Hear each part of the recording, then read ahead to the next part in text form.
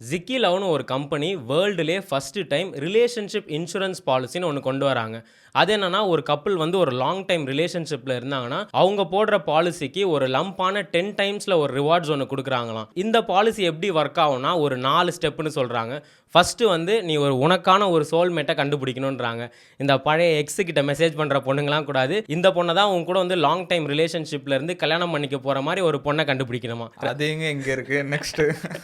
அந்த மாதிரி பார்த்தீங்கன்னா, ரெண்டாவது என்ன சொல்கிறாங்கன்னா, இந்த பாலிசி வந்து 5,000லேருந்து 1 lakh வரைக்குமே இருக்குது. இது வந்து டோட்டலாக ஒரு 5 years பே பண்ணுற மாதிரி இருக்கும். அதிலே போட்டிருக்காங்க, உங்களோட லவ்வோட கான்ஃபிடென்ஸை பொறுத்து நீங்கள் இந்த ப்ரைஸை வந்து சூஸ் பண்ணிக்கோங்க அப்படின்றாங்க. மூணாவது ஸ்டெப் பார்த்தோன்னா, மினிமம் ஒரு 5 years இந்த ரிலேஷன்ஷிப் இருக்கணும். அந்த ரிலேஷன்ஷிப் மேரேஜ் ஆகணும்.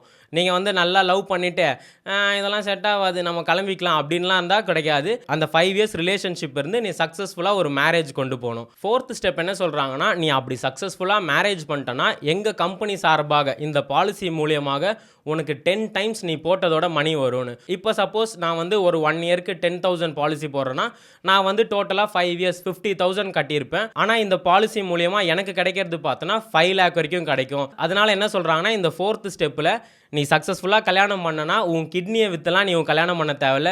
நாங்கள் கொடுக்குற காசில் நீ அம்பானி வீட்டு கல்யாணம் மாதிரி பண்ணலாம். ஆனால் என்ன, நீ நினைக்கிற மாதிரி பஸ்ஸில் செலிபிரிட்டிலாம் எங்களால் கூப்பிட்டு வர முடியாது. கல்யாணத்தை வந்து அம்பானி மாதிரி பண்ணலாம் அப்படின்றாங்க.